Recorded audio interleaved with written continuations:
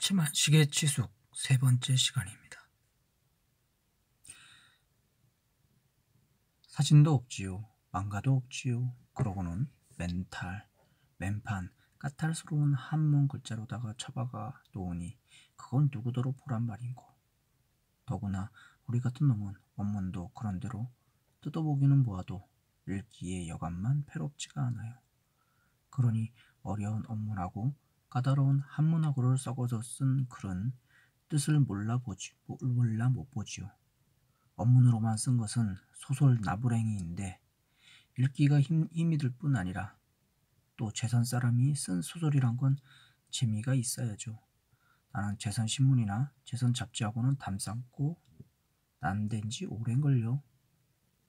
잡지야 뭐 킹구나 쇼넨구라부 덮어먹을 잡지가 있나요? 참 좋아요. 한문 글자마다 가나를 달아 놓았으니 어떤 대문을 척 펴들어도 술술대리 읽고 뜻을 횡하니 알 수가 있지요. 그리고 어떤 대문을 읽어도 유익한 교훈이나 재미난 소설이 있지요. 소설 참 재미있어요. 그 중에서도 기구칙한 소설, 어쩌면 그렇게 또 아기자기하고도 달콤하고도 재미가 있는지. 그리고 요시카와 에이지, 그의 소설은 진친 바라바라 하는 지다의 모노인데 마구 어깨바람이 나고요. 소설이 모두 그렇게 재미가 있지요. 망가가 많지요. 사진이 많지요. 그러고도 값은 좀 헐하나요? 15전이면 바로 그 전달치를 사볼 수 있고 보고 나서는 오전에 도로 파는데요. 잡지도 기왕 하려거든 그렇게나 해야지. 재선 사람들은 젠장 큰 소리는 곧잘 하도구면서도 잡지 하나 반반한 거 못 만들어내니. 그날도 글쎄 잡지가 그 꼴이라 아예 글은 볼 멋도 없고 해서 혹시 망가나 사진이라도 있을까 하고 책장을 후루루 넘기노라니까 마침 아저씨 이름이 있겠나요? 하도 신통해서 쓱 펴들고 보았더니 제목이 첫 줄은 경제, 사회, 무엇 어쩌고 잔줄을 달아놨겠지요. 그것만 보아도 벌써 그럴듯해요. 경제는 아저씨가 대학교에서 경제를 배웠다니까 경제 속은 잘할 것이고 또 사회는 그것 역시 사회주의를 했으니까 구속도 잘할 것이고 그러니까 경제하고 사회주의하고 어떻게 서로 관계가 되는 것이며 어느 편이 옳다는 것이며 그런 소리를 썼을 게 분명해요. 뭐 보나 안 보나 속이야 빤하지요. 대학교까지 가설랑 경제를 배우고도 돈 모을 생각은 않고서 사회주의만 하고 다닌 양반이라 경제가 그러고 사회주의가 옳다고 우겨댔을 게니까요. 아무렇든 아저씨가 쓴 글이라는 게 신기해서 좀 보아볼 양으로 쓱 훑어봤지요. 그러나 웬걸 읽어먹을 재주가 있나요? 글자는 아주 어려운 자만 아니면 대강 알긴 알겠는데 붙여보아야 대체 무슨 뜻인지를 알 수가 있어야지요. 속이 상하기에 읽어보자던 걸 작파하고서 아저씨를 좀 따잡고 몰아세울 양으로 그 대목을 착 펴놨지요. 아저씨 왜 그러니? 아저씨가 여기다가 경제 뭐라고 쓰고 또 사회 뭐라고 썼는데 그러면 그게 경제를 하란 뜻이요? 사회주의를 하란 뜻이요? 뭐? 못 알아듣고 뚜렷뚜렷해요. 자기가 쓰고도 오래돼서 다 잊어버렸거나 혹시 내가 말을 너무 까다롭게 내기 때문에 선뻑 대답이 안 나왔거나 그랬겠지요. 그래 다시 조곤조곤 따졌지요. 아저씨 경제란 것은 돈 모아서 부자 되라는 거 아니요? 그런데 사회주의란 것은 모아둔 부자 사람의 돈을 뺏어 쓰는 거 아니요? 이해가 시방. 아니 들어보세요. 너 그런 경제야? 그런 사회주의 어디서 배웠니? 배우나 마나 경제란 건 돈 많이 벌어서 아껴 쓰고 나머지 모아두는 게 경제 아니요? 그건 보통 경제한다는 뜻으로 쓰는 경제고 경제학이니 경제적이니 하는 건 또 다르다. 다를 게 뭐예요? 경제는 돈 모으는 것이고 그러니까 경제학이면 돈 모으는 학문이지요. 아니란다. 혹시 이재학이라면 돈 모으는 학문이라고 해도 불리할지 모르지만 경제학은 그런 게 아니란다. 아니 그렇다면 아저씨 대학교 잘못 다녔소. 경제 못하는 경제학 공부를 5년이나 했으니 그게 뭐란 말이오. 아저씨가 대학교까지 다니면서 경제 공부를 하고도 왜 돈을 못 모으나 했더니 이제 보니까 공부를 잘못해서 그랬군요. 공부를 잘못했다. 허허. 그랬을는지도 모르겠다. 옳다. 내 말이 옳아. 이거 봐요. 글쎄 단박 꼼짝 못하잖나. 암만 대학교를 다니고 속에는 육절을 배포했어도 그렇다니까 글쎄. 아저씨 왜 그러니? 그러면 아저씨는 대학교를 다니면서 돈 모아 부자 되는 경제 공부를 한 게 아니라 모아둔 부자 사람네 돈 뺏어 쓰는 사회주의 공부를 했으니 말이지요. 너는 사회주의가 뭘로 알고서 그러냐? 내가 그까짓 건 몰라요. 한바탕 쭉 설명을 했지요. 네 얼굴만 물끄러미 올려다보고 누웠더니 피슥 한 번 웃어요. 그러고는 그 양반이 하는 소리겠다요. 그게 사회주의냐? 불안당이지. 아니 그럼 아저씨도 사회주의가 불안당인 줄은 아시는구래요. 구려. 내가 언제 사회주의가 불안당이랬니? 방금 그리지 않았어요. 글쎄 그건 사회주의가 아니라 불안당이란 그 말이다. 그 보시오. 사회주의란 것은 그렇게 날 불안당이어요. 아저씨도 그렇다고 하면서 아니 예시오. 이해가 시방 입심겨루름을 하잖아. 이거 봐요. 또 꼼짝 못하지요. 다 이래요 글쎄. 아저씨 왜 그러니? 아저씨도 마음 달리 잡수시오. 그건 어떻게 하는 말이냐. 걱정 안 되시오. 날 같은 사람이 걱정이 무슨 걱정이냐. 나는 내가 걱정이더라. 나는 뭐 버젓하게 요량이 있는걸요. 어떻게 해. 이만저만 한가요? 또 한바탕 쭉 설명을 했지요. 이야기를 다 듣더니 그 양반 한다는 소리 좀 보아요. 너도 딱한 사람이다. 왜요? 아니 어째서 딱하다고 그러시오. 네 아저씨.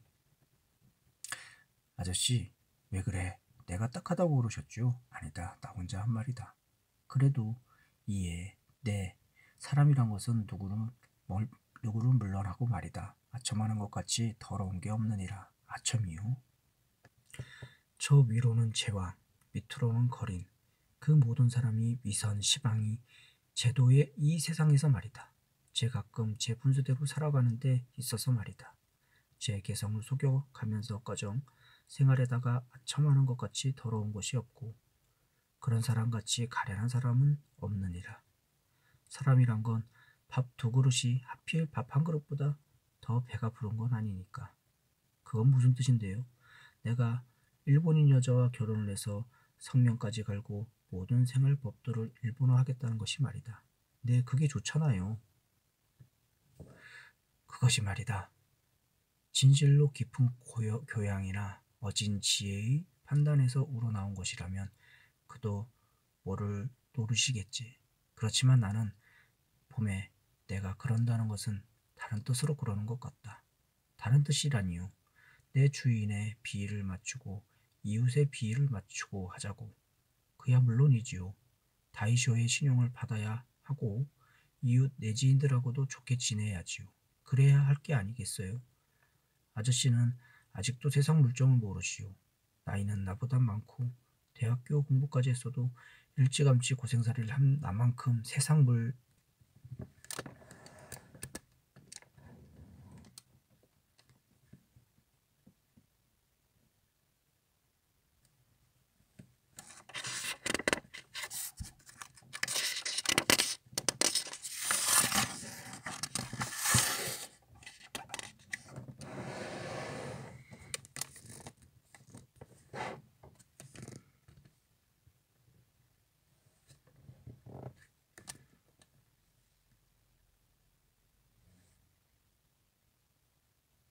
내용이라는 서양 영웅이 그랬답니다. 기회는 제가 만든다고. 그리고 불가능이란 말은 바보의 사전에서나 찾을 글자라고요. 아, 자꾸 계획하고 기회를 만들고 해서 분투 노력해 나가면 이 세상 일 안 되는 일이 어디 있나요? 한 번 실패하거든 갑절 용기를 내가지고 다시 일어서지요. 7.8기 모르시오. 나폴레옹도 세상 물정에 순응할 때는 성공했어도 그것에 거슬리다가 실패를 했더란다. 너는 7.8기에서 성공한 몇 사람만 모았지. 8번 일어섰다가 9번째 가서 영영 쓰러지고는 다시 일지 못한 숱한 사람이 있는 건 모르는구나. 그래도 인제 두고 보시오. 나는 천하 없어도 성공하고 말 테니.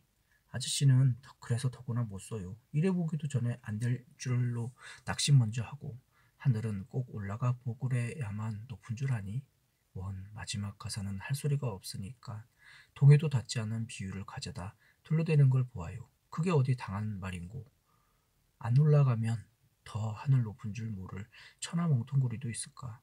그만해두려다가 심심하게 또 말을 시켰지요. 아저씨 왜 그래? 아저씨는 인제 몸 다 충실해주면 어떡하실러우? 뭘? 장차? 어떡하실 작정이세요? 작정이 새삼스럽게 무슨 작정이냐? 그럼 아저씨는 아무 작정 없이 살아가시오? 없기는 있어요? 있지 않고 무언데요? 그새 지내오던 대로. 그러면 저 거시기 무엇이냐? 도로 또 그걸 그렇겠지. 아저씨 왜 그래? 인제 그만두시오. 그만두라고? 네. 누가 심심소일로 그러는 줄 아느냐? 그렇잖구요. 아저씨 왜 그래? 아저씨 올해 몇이시오? 33. 그러니 인제는 그만 큼 해두고 맘 잡아서 집안일 할 나이도 아니오. 집안일은 해서 무얼 하나? 그렇게로 들면 그 짓은 해서 또 무얼 하나요? 뭘 하려고 하는 게 아니란다. 그럼 아무 희망이나 목적이 없으면서 그래요? 목적? 희망? 네. 개인의 목적이나 희망은 문제가 다르니까 문제가 안 되니까. 그런 법도 있나요? 법? 그럼요. 법이라. 아저씨 왜 그래? 아주머니가 고맙잖습니까? 고맙지. 불쌍하지요? 그렇지. 불쌍하다면 불쌍한 사람이지. 그런 줄은 아시누만. 알지.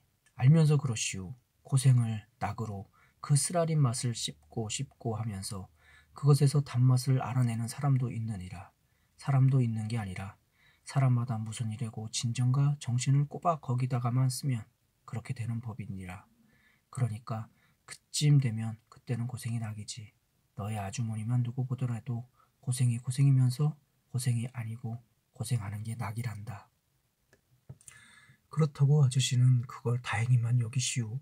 아니, 그러거들랑 아저씨도 아주머니한테 그 은공을 덜어는 갚아야 모를 게 아니오.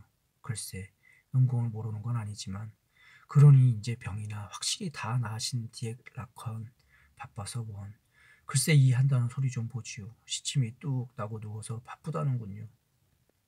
사람 속 차릴 여망이 없어요.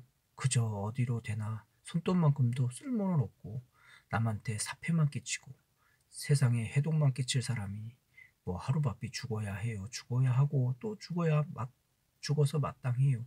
그런데 글쎄 죽지를 않고 꼼지락꼼지락 도로 살았느니 성화라고는. 네. 오늘은 지숙의 마지막 시간 3번째 시간이었습니다. 이 작품은 1937년 심한식이 동아일보에 발표한 단편소설로 레이디메이디 인생과 마찬가지로 무능한 인텔리의 비극을 그리고 있습니다. 나는 어떠한 인물인가? 인물 설정과 그 풍자적 효과가 무능력한 지식인인 아저씨를 조롱하는 조카가 화자로 등장합니다. 아저씨는 힘을 들여 대학 공부까지 마친 지식인입니다.